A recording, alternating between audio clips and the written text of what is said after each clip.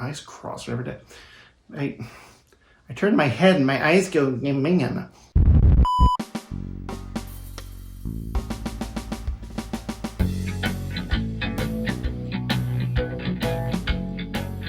Greetings and welcome to Reckoned Opinions, because a day without pop culture is like a day without music and movies and stuff. Writing intros is hard. My name is Adam. I will be your guide today as we march into, and I did have to look this up, part 11 of our ongoing project, ranking every single song to hit #1 on the Billboard alternative charts in the 1990s, counting them down worst to first, 145, all the way up to #1. And if you're returning, welcome back. Thank you for sticking around. A special welcome to all our new subscribers. There are actually quite a few this time around. And if this is your first time here, well, thanks for coming by. We're really glad to have you. We've got all the usual YouTube trappings down there. We've got the like button if you like the video. We've got the subscribe button to subscribe. We've got the notification bell to get notified of new videos. I feel like a flight attendant whenever I'm doing this. It's like, subscribe. Your seat cushion becomes a float. Faith in nothing. Restless. Swallowed. Back is a trumpet. For life is in your lane. Can be.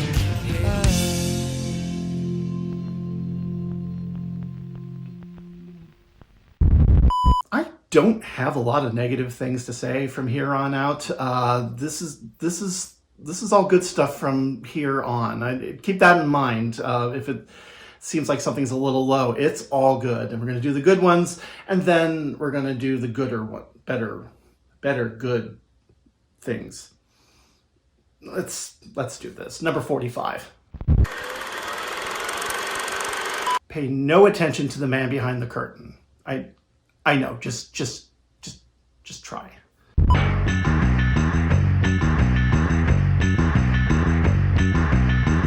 In the weird and wonderful world of 90s alternative, there were almost as many paths to success as there were people. For example, you could start at the top and stay there like U2, materialize out of nowhere like Smash Mouth, reinvent yourself from the ground up like Alanis Morissette, get revived necromancer style like Susie and the Banshees, claw your way out of the underground like Robin Hitchcock. Or you could go for Suzanne Vega's route. Start in a completely non-commercial genre, find yourself a fluke mainstream hit, follow it up with a club hit that you had nothing to do with, and then hook up with a mad scientist who asks you nicely if he could turn you into a cyborg. The path to success is never a straight line, but man did she take the scenic route. There's a stretch in the late 80s when the mainstream actually acknowledged that folk music existed. That was when you had your Tracy Chapman, and you had your Michelle Shocked, and you had your Indigo Girls. And this period didn't last long because adult contemporary just kind of moved on to new age, and that was that. But those names still stayed in the public eye to varying degrees. Now, Suzanne Vega was the very first of those. Luca got MTV Music Awards, but she was not exactly the most likely candidate for continued chart dominance. And that was until 1990 when DNA came out with a dance remix of Tom's Diner, a sentence that is still weird as hell to say, but it was a surprise hit. And it wasn't like Vega was planning on pivoting, but it was like she was facing this way, and she closed her eyes, and when she opened them, she was facing this way now.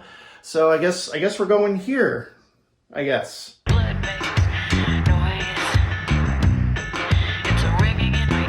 Calling this a change in sound is like calling the Battle of Stalingrad a bit of a squabble. Folkies have been going electric ever since Bob Dylan picked up a Stratocaster back in 1965. But there's going electric, and then there's cranking on steam power like a munitions factory. There are three elements at play here. First, a subterranean, slinky polecat bass line. Second, a guitar played with a belt sander. And third, those canned drums served still in the can like a diner milkshake. Put them all together and it sounds like they tried to record Verdi's Anvil Chorus and they only brought the anvils. This is about as far from Greenwich Village as Detroit, so how on earth did she get here? Now see, there was this guy. Mitchell Fromm, producer, musician, and not coincidentally, Suzanne Vega's husband. They had a daughter named Ruby. Yes, Ruby Fromm. If you're a Soul Coughing fan and were wondering where Ruby Vroom came from, congratulations, now you know. Now, a lot of producers, probably even most producers, have certain stylistic quirks and foibles so that you can tell that a work is theirs in particular. But if that's the case, Mitchell is the guy in the feather boa and the buffalo plaid hot pants, because his style is loud. That Soviet industrialist clangscape that you're hearing on this song, that is his trademark, and it is a powerful, sometimes brutal tool. If your music doesn't stay crispy in milk, it's going to turn to mush once it goes through his factory. Somebody like poor Ron Sexsmith just never even stood a chance with this. What's surprising is that a folkie like Suzanne Vega, her music not only holds up, it's enhanced by that production. It works not despite it, but at least in part because of it. Blood Makes Noise is a song about an anxiety attack, a time when rationality is drowned out by emotion. So that disjointedness of sound becomes an echo of that mental state. Suzanne Vega's singing voice can sound detached at the best of times, but here she leans into it, using a megaphone on the verses, her voice becoming distant, trying to communicate across the fog.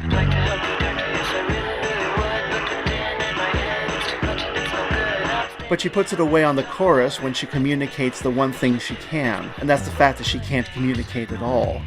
Folkies in general have this reputation of being sticklers and purists, and that reputation isn't entirely unearned. I mean, keep in mind when Dylan did go electric, the audience yelled Judas at him, so, fun crowd.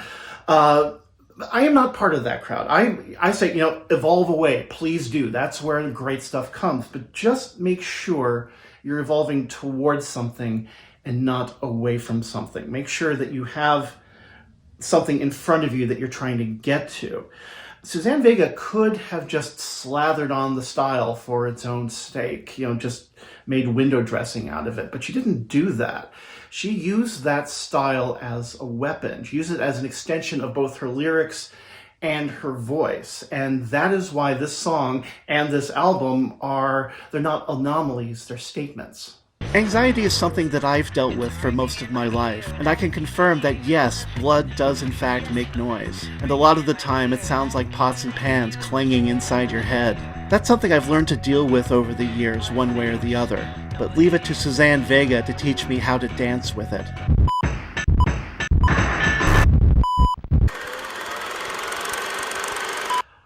I have way too much to say. Way too much to say. Not really clear on how I'm going to say it. Not really clear on what order makes sense. So, your guess is as good as mine, guys. Fuck it, let's do this. Let's begin! It seems a little unfair to hang all that on a song that's so bouncy and unassuming. But if doing this channel has taught me one thing, it's that any song can be broken down to reveal the complexity inside, like splitting open a geode. Every song has a who and a when and a how and a why, and all of them are relevant. Well, great, but then we ask ourselves, where do we start? Well, we start at the beginning, because when you're talking about the Ballad of Peter Pumpkinhead, you're talking about the band. XTC were old soldiers of alt-rock. They started off in the 70s as a glam band, kind of segued into thumbing their noses at the entire punk movement, and then just kind of kept on keeping on. And they kept on well into the 90s. Now, there's a long history of bands from the 70s and 80s making it into the 90s, which is usually a story of adapting to the times. XTC is one of the few bands that made it big on the 90s alt charts by doing exactly what they were going to do anyway, because what they were going to do anyway was already interesting and, more importantly, already radio friendly, because when you're talking about the band, you're talking about pop music. I mean, this is most definitely a pop band making most definitely a pop song.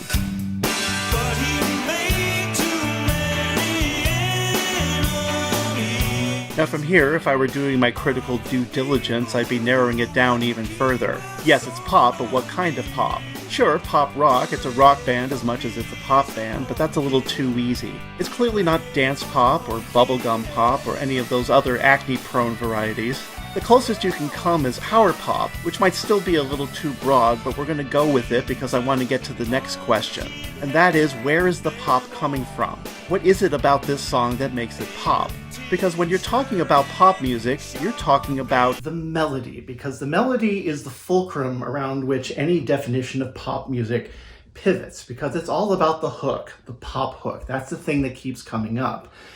And then you try to define what a pop hook is, and you can't. I mean, you can outline the melody and the rhythm and the harmonies and the production and even where the lyrics fit in with that, but it's greater than the sum of its parts. It's 1 + 1 + 1 is 12. There's a very complicated alchemy that makes a pop hook work that goes beyond sense. And one of the elements of that is actually when you use that pop hook. There are good times and there are not such good times to whip out the hook within the structure of the song. The Ballad of Peter Pumpkinhead has more hooks than a Saw movie, but they hold it back.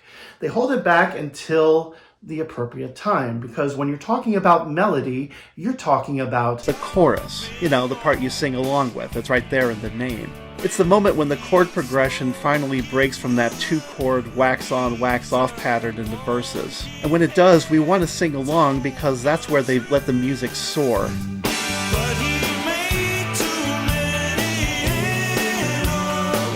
We want to sing along because it's when we're invited to. That's when they double track the lead vocals, letting us know that more than one voice is appropriate here. And we want to sing along because it's not just a sing-along, it's a battle cry. Because when you're talking about the chorus, you're talking about the lyrics. This is an allegory so thick and gelatinous that it bleeds from subtext right down into just straight up text. Because there's no secret what the allegory is. Peter is a modern interpretation of a Christ figure, complete with crucifixion on live television. And Andy Partridge wrote it when he was imagining how many enemies a perfect man must have, because absolute good is an absolute threat to the status quo. And in case you missed all that, they doubled down on it in the video by folding John F. Kennedy into this equation, which seems a little bit on the nose to say it, but they do manage to have nuance, as opposed to somebody like Marilyn Manson, who tried the same thing. No chill on that guy whatsoever. But really, I would expect nothing less, because when you're talking about lyrics, you're talking about the band. Andy Partridge is one of the all-time great post-punk wise-asses. This is the man who gave us Dear God, the greatest anthem that atheists ever had. Religious imagery is not a sword that he swings lightly. Its very nature means that attention must be paid, even if you're wrapping it up in a confectionery bow. And with that, since we find ourselves right back where we started, what are we talking about anyway? What we're talking about, when all is said and done, is a masterclass in songcraft, a marriage of message and melody that's held together with talent and a heaping helping of irony paste. And I had a lot to say about this song because they had a lot to say. They had so much to say, it took them decades to learn how to say it.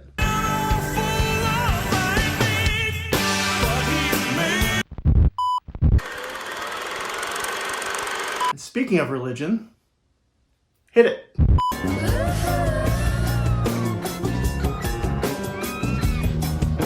There are some fandoms that verge on cult territory, and the Tori Amos fandom is definitely one of those. And in the interest of full disclosure, yes, I was a member of the cult of Tori back in the day. I got a taped copy of Little Earthquakes off a friend and it spent a full 2 months in rotation. But it took quite a few years for me to explain exactly why. There's clearly some mystery chemical X here, but what is it? Why her? On paper, it doesn't seem like Tori Amos is exactly wielding a bold new paint set. I mean, the whole woman with a piano cliche is so time-worn. There were thousands of women with pianos before the 90s. There were thousands of women with pianos during the 90s. There have been thousands of women with pianos ever since. So what is it that sets her apart? I mean, you could talk about the confessionality of her songwriting. Is confessionality a word? It is now. The confessionality of her songwriting could be the sex or the provocation of it, but all of that is stuff that you can find elsewhere. I think what Tori brings to the table is something that's a little harder to describe. And in order to describe it, you really need to look at the piano itself. No, sorry, not the piano, the bench. No, sorry, not the bench, the way she sits on the bench. That sling-legged half-straddle speaks volumes. First and foremost, it lets her face the audience while she's playing, which not only solves a piano profile problem, but it lets her connect directly with the audience while exuding confidence, almost defiance. And yes, there's a sexual element in there too, but it's sexuality that's hers, not yours. She's not aiming it, she's owning it. It's not an invitation, it's a statement of who she is. And like that bench, her performance straddles the overlap between the carnal and the spiritual, which is our cue to talk about this song. Tori's feminism is clearly right here on her sleeve, but if you look at her other sleeve, you have the fact that she grew up as a preacher's daughter with all that that implies. So a lot of her lyrics come out of that T-bone collision between her womanhood and her spirituality, and God is front and center on that particular list.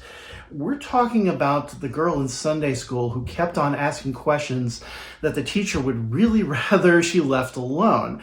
And if you ask enough of those questions year after year, something's got to bend, and it sure as hell isn't going to be her. God, sometimes you just don't come through. The conflict starts well before the singing does. You've got that angular piano line like a fistful of salad forks, combined with a guitarist who is either having an episode or he scotch-taped his fingers together before the gig. As a lyricist, Tori sometimes communicates through her words, but sometimes through the negative space between them, like she's presenting a pencil rubbing of the next page in the notepad, like James Joyce's willingness to take an idea and chase it off a cliff with a stick. Her main thesis for this song, and indeed for a good chunk of her career, is right there in those opening lines. God, I don't understand you, so, quote, do you need a woman to look after you? That may be one of the most Tori lines that Tori ever wrote, because those are the lines of somebody who was raised on the Lord our Father and then hit a point in her adulthood when the Lord our Father stopped making any sense at all. So like any good filmmaker, she recast the part. You got your 99 iron in the backseat. Tori's music has evolved like milkweed on the breeze over the years, but always centered around that desire to map her place in the universe, and that 45-degree angle attack on the truth. Is this my favorite Tori song, or even my favorite Tori album? No, but it is in that sweet spot where she clearly found her voice and had started in on the 1,000 reasons she had to use it. We'll heal you, even tell her if you... Suffice it to say that we, the members of Generation X, had a few things to get off our chests.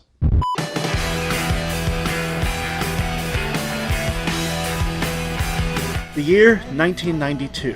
Grunge had broken big only a year before, and that seething generational diary entry of a genre was still dominating the airwaves. And to be sure, somebody to shove owed a big debt to grunge. But as it turned out, it was a better predictor of 90s alternative than grunge was. Soul Asylum had been around for ages, and yet here they were, years ahead of the curve. So is this the most 1992 song in the history of 1992? It could very well be, because it could not have come out in 1991. 91 is when grunge first broke, and it was a huge paradigm shift. It is when we moved from the British synthy sound to something grubbier and more American. But by the time 92 came along, grunge was still standing in exactly the place where it had landed. It was a great sound, but it was a point in time, not a movement through it. And then someone to shove comes along and points it in a particular direction and then gives it a shove.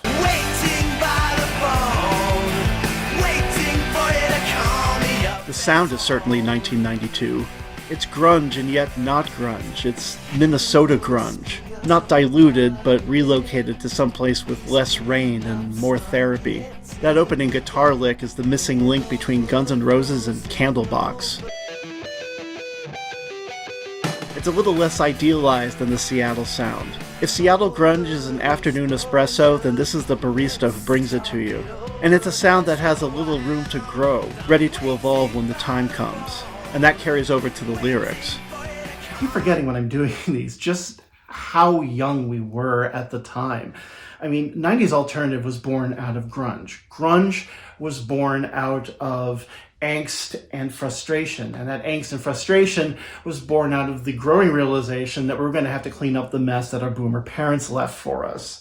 You know, it's a very young feeling. And Someone to Shove also comes from a very young color and flavor of anger. But it finds the next step in that. It's not stuck at step one. Step one is railing against the universe that dealt you this particular bad hand. But at a certain point, you realize that it's on you to do something about it. And the very first thing you have to work on is yourself. I want somebody to shove. There's a nice rug pull in the title. We're tricked into thinking that this is going to turn into something violent, but they leave out one crucial word. It's not "I need somebody to shove," it's "I need somebody to shove me." This is all about depression and that sinkhole we sometimes find ourselves in. The one we can't see when it's coming, and then when we can see it, we're already in it and we can't get out. It's a frustrated energy that's only good for kicking up dust and not really for moving forward. He tells us he's, quote, waiting by the phone. Waiting, not dialing. There's an understanding there that even if you recognize that you need help, sometimes asking for help requires help of its own. Dave Pirner was 28 when this song hit number one, which is still young, but it's old enough to start to recognize the pitfalls and start to identify what depression looks and feels like. And it's kind of impressive that he was able to take those feelings and thrash them out in the way that he did. He took that sense of stasis and fought against it using the energy that someone in that stasis feels like they don't have. And that's kind of a unique thing about alternative, because defiance has always been a part of rock and roll, but that was the first time that they started using that defiance to reach out rather than try to push everything away. That's all well and good, but let's not lose sight of the fact that this song is an absolute banger. This is one of those rare times when I miss having long hair. When I come to a point in my life when I'm feeling stuck, say for example I'm trying to write copy for a YouTube video, then I could crank this up, mosh it out, and let my hair and my flannel fly. We only spend a short while as 20-somethings, but we never run out of times when we need a little shove.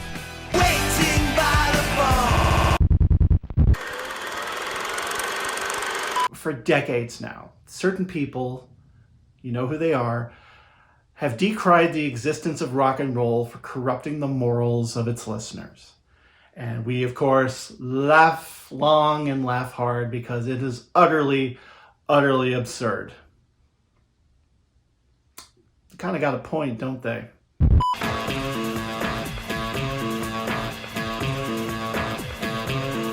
Okay, history lesson. The term rock and roll dates back to the 17th century, used by sailors to describe the motion of a ship at sea. A ship on the waves would rock, which was a stem to stern sort of motion, and also roll, which is more port to starboard. In the 20th century, the term came to describe a certain style of dance that had much the same effect. And from there it became the musical style responsible for so many bad hair decisions to this very day. But between the boats and the boogie, we had the boinking, because to the surprise of nobody in the early 20th century, rock and roll was a euphemism for sex. And occasionally, only occasionally, we do remember that fact. Gloriously, this is one of those times. I seriously, I just want to take Depeche Mode aside and say, you're a bunch of skinny white Brits. How did you learn how to do that? Okay, hang on. I'm going to play back just a little bit of the song here. And I want you to close your eyes and listen. And picture in your mind what physical movements this inspires. Just imagine it as you're listening, okay? Okay, here we go. Just a couple seconds. Okay, you got that in your mind? Can you even imagine Morrissey even attempting to do that? No, you can't. Has New Order ever done a bump or a grind, let alone both at the same time? I seriously doubt it. Guys, my bros, I didn't know you had it in you. I Feel You is 42nd Street filthy even before the lyrics start. Once we get past that catastrophic tire failure sound effect, the groove settles in like a carnival from hell. I had you visualize a physical movement a few moments ago because I know there's only one answer to that question. Even if you somehow manage to visualize dancing, it's dirty dancing, the kind that'll get you booted out of a wedding reception. If you were to tell me that they used a porn flick for a metronome, I wouldn't be at all surprised. There are ways to use this rhythm and this structure that are more subtle, that are more suggestive, but they do not mean to suggest anything. They want your undergarments on that carpet. Thank you very much. Bed's right over there. Get at it. And so they lean their shoulder into that sound, and they lean with all of their weight because it's got a literally dirty sound. Like it's got this grindy knees in the gravel kind of aspect to it. And then underneath that, they slither this bass line that goes straight to your solar plexus so that you're feeling it before you can even hear it. And then when they get to the chorus, they deepen even that in a way that just grabs a hold of you, like a hand at the small of your back and the other hand on the back of your hair and leaning. Sorry, I need a minute.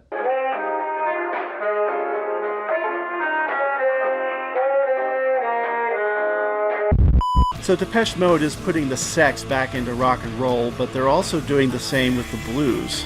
That's pretty obvious, but I mean, you don't mention Babylon unless you've got a come-to-Jesus moment on your to-do list. But the thing is, under all those sexin' and bluesin', this is really a love song. The transcendence they're talking about isn't just physical, but emotional. And on top of all of that is the acknowledgement that in order to connect like that, you need to let someone in. Which is why Depeche Mode can do this and some of the others can't. I've said on this channel before that Depeche Mode was the one act from that wave of British bands that I liked at the time that it was happening. And this right here, this is why. The reason why you can't picture Morrissey or New Order doing something like this is because they can't let their guard down long enough to be vulnerable. And vulnerability is the secret weapon of making a song like this. That kind of want is scary, especially if you're, putting it all out there like that. And Depeche Mode was the one band of that time period that allowed themselves to actually visibly have feelings and were willing to talk those feelings out or, screw them out, as the case may be. I really wouldn't have guessed that they had a pole dance anthem in the works, but I'm really glad they did. Any number of bands will tell you that they feel you. It's nice to finally have one that actually means it.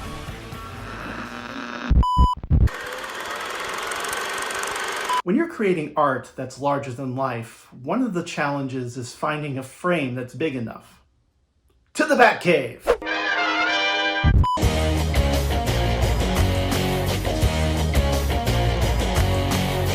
I've been saying for months that eventually I'll have to eat my words where you two are concerned. Every time they've come up on this countdown, it's a case of me defending them against myself. I'll go on about how they're legendary and iconic and important, but their showy 1990s stuff just doesn't stack up. Well, pass the milk, kids, because I'm about to tuck into a nice crunchy bowl of pedantic checks. Boy. So, to review, my complaints about Pop and Zooropa, U2's albums from the mid-90s. Campy, over the top, kind of silly. Now, none of those things is inherently wrong. They can be a lot of fun, but we're talking about U2. Earnest, principled, grounded. And now all of a sudden they're making the musical equivalent of comic books. But here's the thing. You take a comic book song, you apply it to a comic book movie, all of a sudden you've got some very much needed context. And boy howdy is that some big context.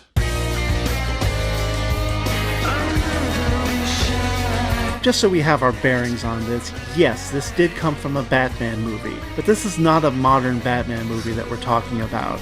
Look, not this one. Real Harvey. Not this one. Not even this one. No, we're talking about this one. Good flaming gravy. It's not Christopher Nolan darkness and grit Batman. It's mid-90s Joel Schumacher glitter and spray cheese Batman. You see, superhero movies are designed to be over the top, but before the gritty reboot era, there was a lot of look ma, no hands going on, which may be a crime against cinema, but it was perfect for Bono, because by that point he had decided his role as a celebrity fell somewhere between circus performer, televangelist, and drag queen. Roar of the Grease Paint and all that. Hold Me, Thrill Me, Yada Yada was recorded for Zooropa, and it wasn't originally about superheroes. It's actually about a rock star, which I will grant you is the equivalent of a superhero in the brain of 1995 Bono. But it does make a perfect song for a superhero movie because it is very cinematic in scope. They clearly had listening on headphones in mind. They have the whole sense around experience going around here. I mean, this thing slaps like a THX bumper. Even the instrumentation is cinematic because they brought the strings for this. And there may be a reputation of strings that it could be a little foofy and wishy-washy, but the gentlemen of U2 remember strings can still hit like a firm jab to the tool bag. The reason why this works and other examples of U2 excess don't is they keep flashing their hands, letting us know they're still there underneath the Teflon. The Edge's hip swivel guitar stylings are a big giveaway, but even more so is their decision to go acoustic on the bridge of a song that's decidedly not acoustic. They're letting us know, yes, we've gone big time, but we did play clubs back in the day. All of this is tightly wrapped in a shell of pure adrenaline, a grind that's not just boilerplate, but actually propels you in the direction you're going. If it comes on in the car, I need to make sure the cruise control is on. Learned that lesson the hard way. So there's a little trap that musicians face, which is that a musician can have a public alter ego. That's fine, but you have to have that alter ego right from day one. You cannot change in midstream. The world will not let you. Just talk to Chris Gaines if you have any questions about that. Now, Bono clearly has a superhero fetish. You don't try to get to Broadway with a Spider-Man musical unless you do. But you can't just start calling yourself a superhero. Everybody's going to laugh at you. However, do it in the context of a movie. Get a script and a camera involved, and you can be whatever the hell you want. So is Hold Me, Thrill Me, Yada Yada a song about a rock star, or is it a song about Batman? Yes, it is. Overall, I still find 90s U2 to be harmless but silly. But you know, sometimes that's exactly what you need, even when it's coming from an ostensibly serious band like U2. It took a little while, but at long last, here it is, a U2 song to break out the popcorn for.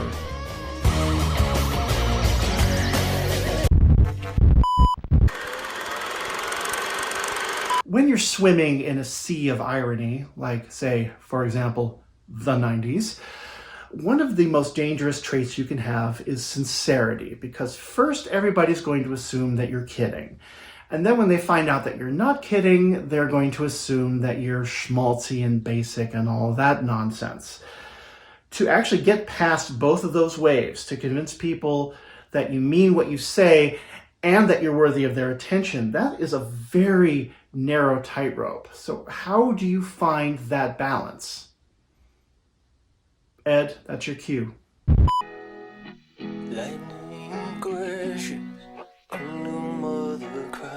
Ed Kowalczyk, the most sincere man in alt-rock. Sincerity is both a very big hammer and a hard one to swing without smashing your thumbs in the process. Combine that fact with an overplay level worse than a Liberty Mutual commercial, and you risk losing everybody. The fact that Lightning Crashes doesn't lose everybody is something of a miracle. But then, Ed seems like the kind of guy who knows something about miracles. To talk about what went right with this song, we're going to talk a moment about what could have gone wrong, which means we need to talk about Creed for a second. Now, Creed is another band that trafficked in their own sincerity, except Scott Stapp came off like a cross between a youth pastor and a self-help guru. He was sensitive because he said he was sensitive, and we were supposed to accept that. I mean, Ignore the assault eyebrows for just a second and just look at his forehead. That is the facial expression of somebody who has something to prove. And that is the difference. Live never had a thing that they needed to prove. Creed wanted credit for being wise. Live isn't looking for credit. They're just going on a trip and want to know if you would like to come with. And yes, please. That opening guitar is the first hint that we're going to be leaving this earthly plane momentarily. That thing's got more flange on it than a flange convention. The angel opens her eyes. It makes the sound swirling and ghostly, like a spirit materializing at a seance, which makes it especially jarring when you find out that the 8th word in the whole damn song is placenta. It's about as earthly as it gets. But really, that's the whole idea of Lightning Crashes. It's about that point where body and spirit intersect. Not here, not there, just in between, for lack of a better word. So here we are, seconds into the song, and they've already stated their intentions. Question is, can they pull it off? A lot of people, myself included, assumed that this was a song about a woman dying in childbirth, but that's not quite it. The original concept was of a hospital floor where there's a baby being born at the same time that an old woman is dying. There's a little less of that tragic element, and it's more an exploration of the cycle of birth to death and how close the two actually are together. And that concept could be so pretentious in the wrong hands. I mean, picture somebody like Roger Waters attempting something like that. If it were Roger Waters, it would be a double album and there would be cybernetic werewolves in it or something like that. But the thing is, Ed Kowalczyk has something that Roger Waters doesn't. Humility.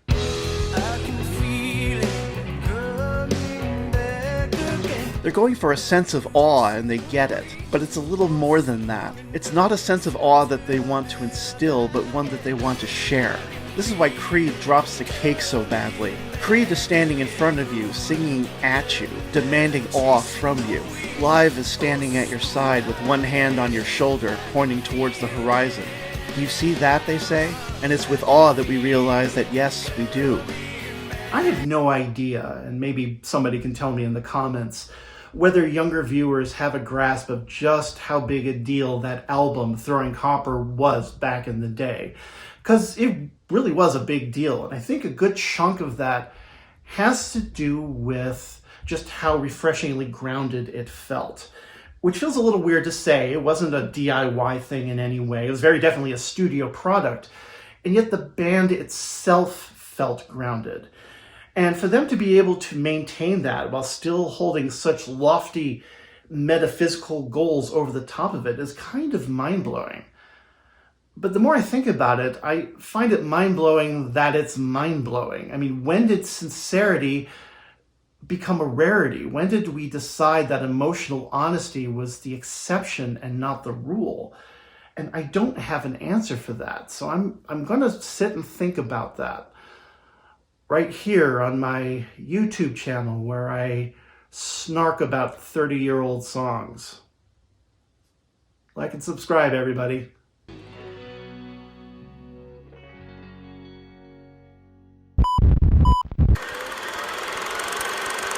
I am old enough to remember when the phrase "women can't rock" was actually a thing. Anyone who ever claimed that women can't rock is ignorant of history, considering that Sister Rosetta Tharpe pretty much invented rock guitar as we know it. And ever since then, at every stage of rock's evolution, women have been there alongside the men. Still, these women were considered outliers, exceptions. That is, until the Riot Girl movement of the 90s gave them a name. A small step, but a necessary one. Women musicians had a reserved table at the alt-rock banquet. Now make no mistake, women in the music industry still face discrimination and other obstacles to this very day. But I think we're finally getting to the point where we all kind of collectively, for the most part, accept that the idea that women can't rock is inherently stupid. It's especially stupid when you take into account all the things that women have to be mad about.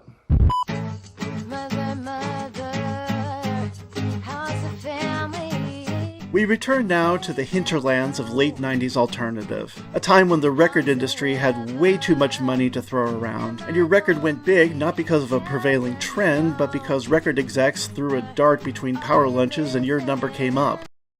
Congratulations, Republica, you're the flavor of the week! Your gift basket will be arriving shortly. By mid-1996, things like skate punk and nu metal were starting to find their footing, and classic alternative wasn't dead yet, but they did have some troubling results from the blood work that their doctor would like to talk to them about. All of this makes it hard to pinpoint Mother Mother in the alternative continuum, but I'm gonna try, partly because it's what I do, but also because I think this is an important one. There's no getting around the fact that Tracy Bonham, by and large, was an anomaly. I mean, first of all, she was a violinist before anything else, and there was never a lot of those on the charts. And yes, there was a Dave Matthews Band, and Lisa Germano was a thing for a second, but it was never a trend. Although, to grant you, if you were going to be a violinist with a hit song, the 90s was the time to do it. And then stack on top of that she was, not entirely, but mostly a one-hit wonder. And late 90s bred one-hit wonders like Tribbles, because at that point, the labels were going for novelty, not staying power. Does your song have that little quirk that's going to get everybody's attention? You gotta get a gimmick if you wanna get ahead. And yes, Mother Mother did have a gimmick, but it wasn't just a sparkly decal that they slapped on the side. Hold that thought, we're going to circle back around to it. But if you can set all of that aside, not only is this song a prime example of all the hallmarks that you expect from a good 90s alternative song, this is one of the rare cases when it actually justifies every single one of them. I'm hungry, I'm dirty, I'm losing my mind. What do we expect from a 90s alternative song?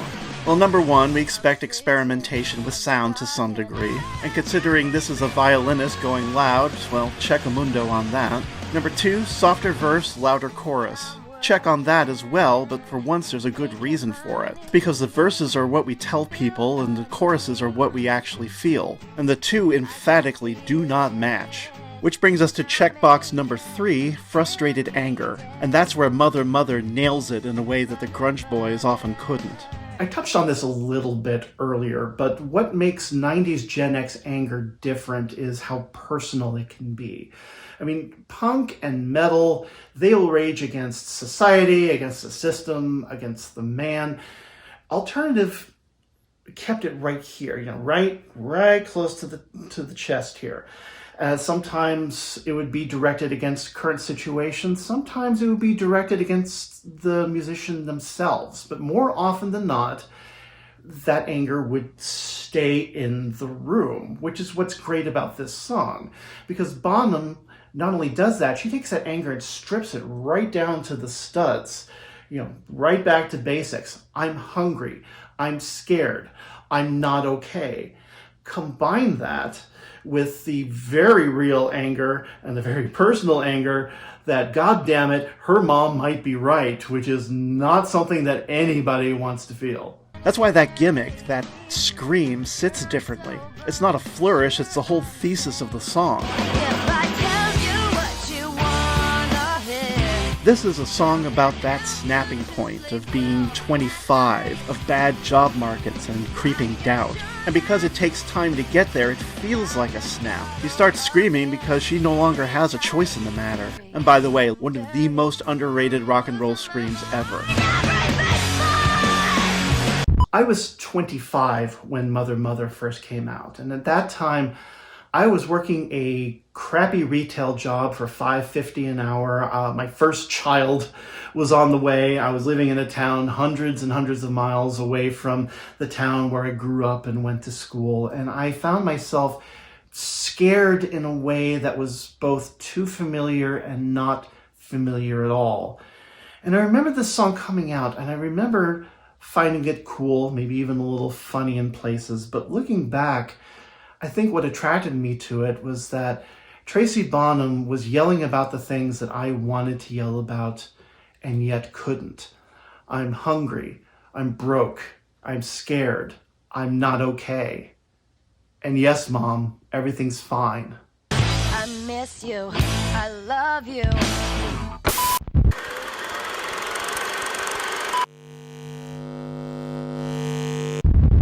I have said time and time again that alternative isn't actually a thing. It is an umbrella term meant to cover dozens and dozens of substyles and subgenres. But just for fun, I tried to imagine what the center point of that enormous map would be, all those colors and all those textures. And when I found that point, that pushpin landed in one song.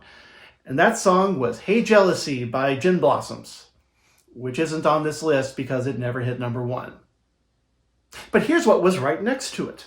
As much as alternative is 20 genres in a trench coat, there's some things that you really only can call alternative. Like Belly, for example. Not grungy enough for grunge, not indie enough for indie, not dreamy enough for dream pop. It's not proto or post anything. It doesn't jam, it doesn't trip, it doesn't mosh, it doesn't hang out in garages or gaze at shoes. There's plenty of bands that are hard to peg because they're outside the bubble, but Belly may be just a little bit too far inside. And yet, it is alternative. That's the only word I can use for it. And that makes me feel like I've just walked into a restaurant and the menu just says food on it. But I stand by that characterization of it being in the center of the map because as a professional hair splitter, leaving stuff uncategorized makes me break out in hives and tug at my eyebrows like that asshole psychologist in Miracle on 34th Street. Because the more I look at it, the more I realize that this song has tendrils going in so many directions that the center is the only place for it. The sound has the jangle of a band that smoked a lot of REM records in the 80s. The lead guitar is built around power pop bones with the Sundays in its bloodstream, while the bass is cruising along under its own power in a Kim Deal-ish sort of way. The overall groove has a whisper of Seattle mulch, but is tempered with the good nature of something like The Replacements. And then we come to Tanya Donnelly, the lead singer. I remember back in the day, a little bit of a tangent, Red Hot Chili Peppers were being interviewed and they were asked about the term alternative. And one of them said he thought alternative meant there was a girl in the band, which hardy-har, injurious canard to be sure, but there is that archetype of the woman fronting the alt-rock band. And Tanya Donnelly is that archetype. She doesn't have a belting voice. She's not pitching for the rafters at all. She aspirates a lot of it until the point when she needs to be doing something different, which to her credit she does. And it's an idiosyncratic sound, but it's also very warm and personal and comfortable. It's like if Natalie Portman's high school slam book got a recording contract, which I swear to God is not meant as an insult. The lyrics are oblique in an oh-so-90s sort of way. If you've seen a lot of 90s album covers, try imagine setting one of those to music and you'll get the idea. Kind of ironic and inscrutable, but in a personal way. This is clearly a song about something or someone. To describe it this way comes off as generic at best and maybe obtuse and derivative at worst. But you've got to give it up for that chorus. The chorus is a breath of pure oxygen, a taste of joy at a time when it was really necessary. But the best part is how they hold back. The first iteration of the chorus is kept in the same range as the verses, so that it truly takes you by the back of the neck the second time around when they pop it up an octave and sail it right over the fence. There's one other thing that we have to add into the mix that I don't talk about all that often, but I can't really avoid it on this one, and that's the nostalgia factor. I've talked about how my whole 90s alternative obsession started with a massive mix CD of songs from that period that I put together like 15 years ago. And when I was assembling that, I was looking for songs that had nostalgia triggers. Like, you get 5 seconds of the chorus and all of a sudden your mind is back at that time period. You know the type of feeling that I'm talking about. And over the years since then, I've listened to this stuff so much that that effect has been diluted by a lot. It doesn't have the timeline attachment that it used to, except for this one.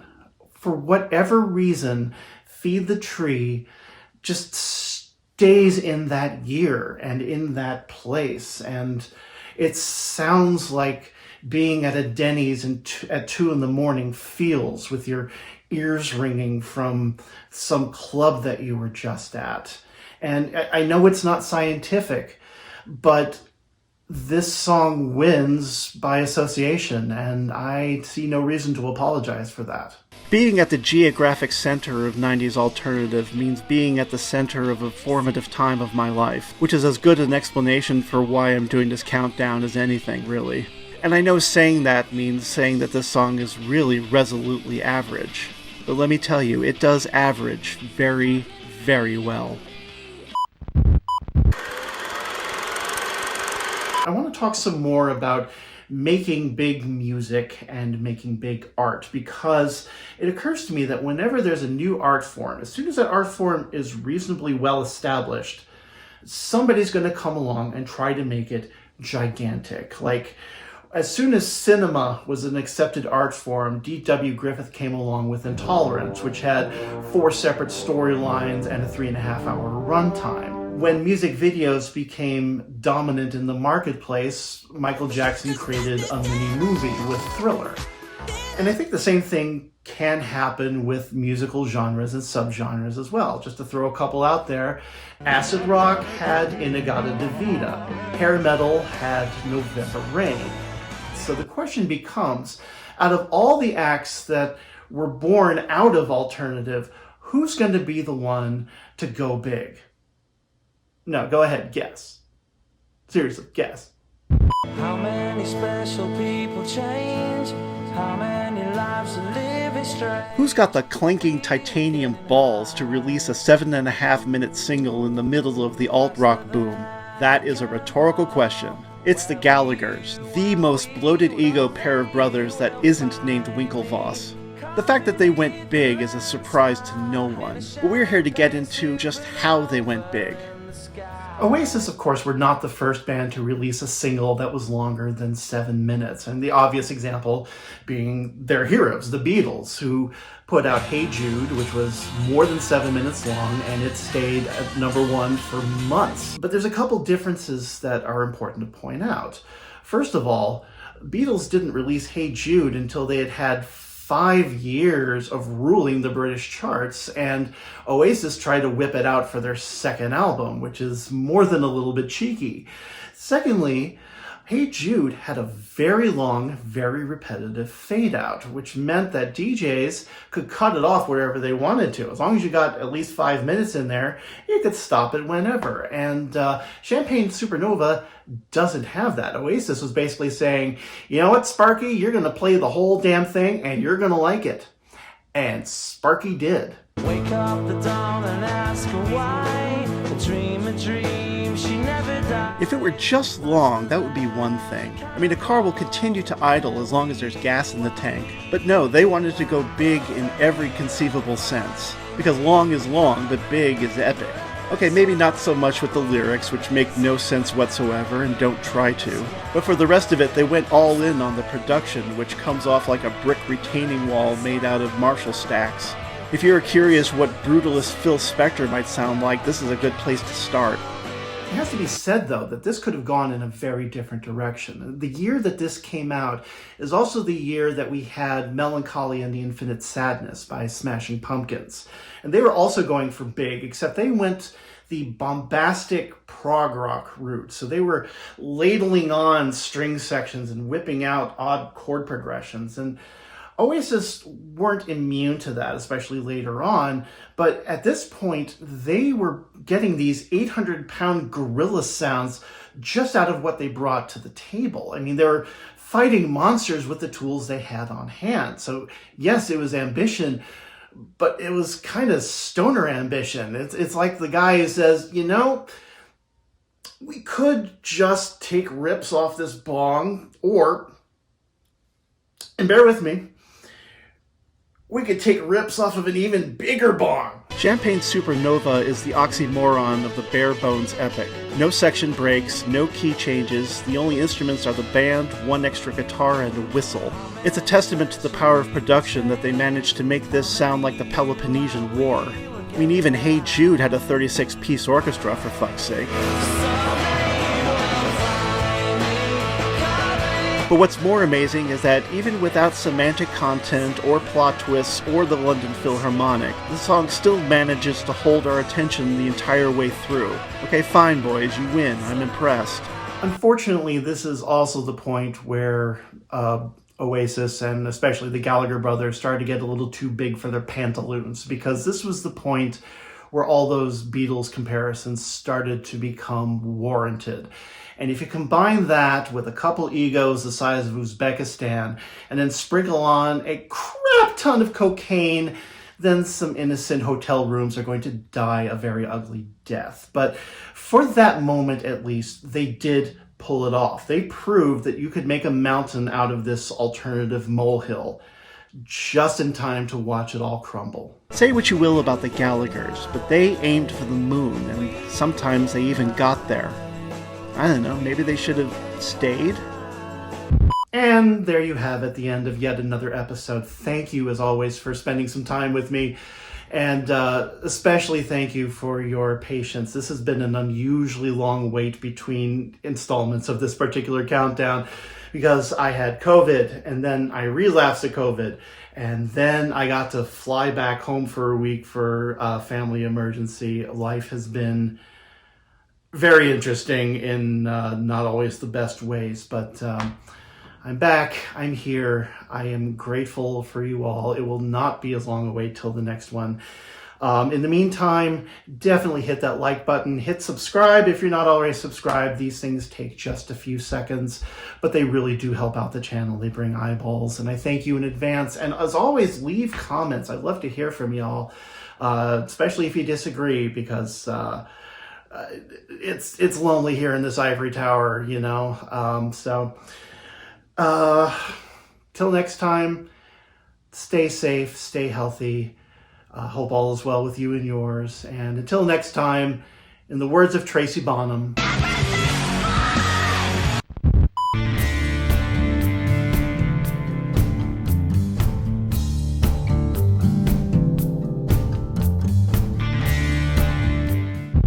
didn't button my shirt.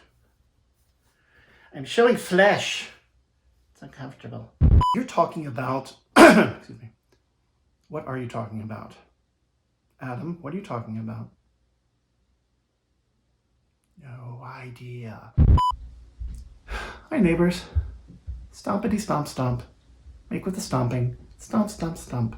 Fun, fun, fun. Thank you, Lydia Tarr. Hi, Marlo.